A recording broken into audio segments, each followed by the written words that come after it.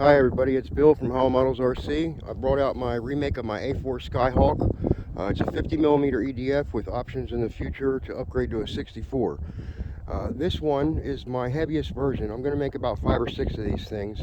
This one's a 50mm and I printed it with a 0.48 wall width instead of a 0.4. I know a lot of you guys like to have thicker walled models, so I wanted to make sure that if you guys print this thing with a thicker wall, or possibly try to add infill to it, which I'm not going to do because it prints in base mode, that it'll fly still and it's still hand launchable with a 50mm 4S EDF. So that's where I'm at. The weather's been kind of crappy the past couple days.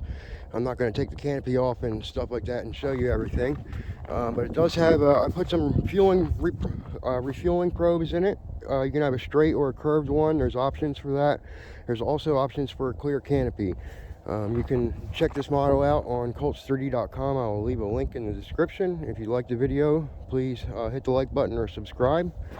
If you give me a second, I'll get ready to fly this thing. I flew it the other day, but it was pretty dark out, so I had a really hard time with orientation, and the camera shut off as soon as I put it on my head, so I want to make sure it doesn't happen again. And it's about 18 degrees with 11 mile an hour wind, so it's really not ideal to be out here flying this thing, but I'm going to give it a go anyway. Like I said, this is the absolute heaviest version that I'm going to make. It's printed with SaneSmart, which is about 100 grams heavier than, it's printed with ESun, which is about 100 grams heavier than SaneSmart and ColorFab, and I used a 0.48 wall width, not a 0.4. I do not recommend making it like this. If you're going to build this model and you want it thicker walled, just go ahead and put the 64mm in it. It'll be easier to hand launch and it'll probably fly better overall. So I'm about 820 grams with this model, but it'll get almost 200 grams lighter, you know, with the other versions that I'm gonna make. So all right, I'm gonna give it a shot. I'm gonna take my hat and gloves off here and get my camera set up.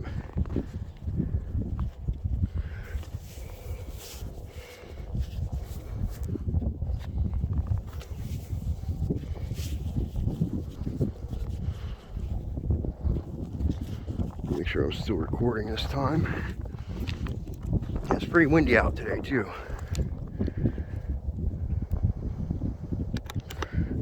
In this version, I've got the metal wires in it. The metal wires add 45 grams.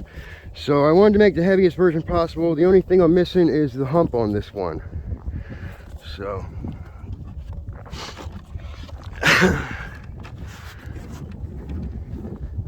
unfortunately, I got a crosswind here from the way I normally throw it. I'm gonna have to throw it towards the power wires, which I don't really like.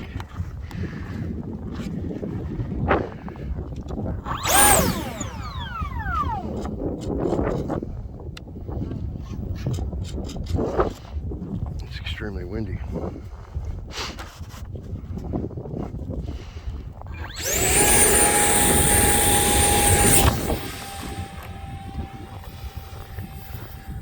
You can tell how windy it is.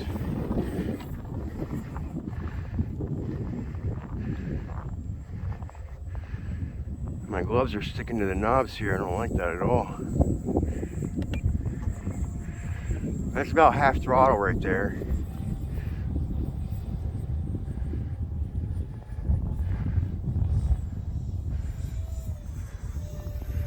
I don't want to slow it down too much. It's just too windy.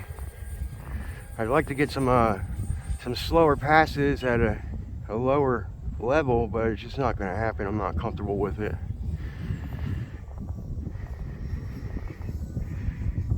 You can see the wind's really bouncing it around. It says 11 mile an hour winds online, but it feels like about 15 or maybe more.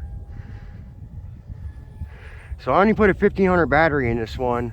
The first couple times I fly it, I want it a little bit lighter because it is the heaviest version possible, like I said. I just want to get a couple laps because I know a lot of you guys don't even want to, you're really hesitant on buying stuff on Colts just like I am, so. But this was just proof of flight. Like I said, it's too cold to be out here. I'm just going to do another lap and bring this thing down. You know, proof of concept. And I wanted to start with the heaviest version possible, like I said. You know, it's only going to get better from here. If you print this yourself, First of all, the G-codes that I have on Colts, I am personally not happy with. I am still working on them. It'll be another week until they're to where I want them. But if you're going to slice it yourself, go for it. The G-codes, they work on Colts. It's just, you may have to change the flow a little bit. You may have to tune your flow rate a little bit. So now that I've landed, I'll show you guys a couple things. I made this thing so the motor screws in on the bottom with six screws.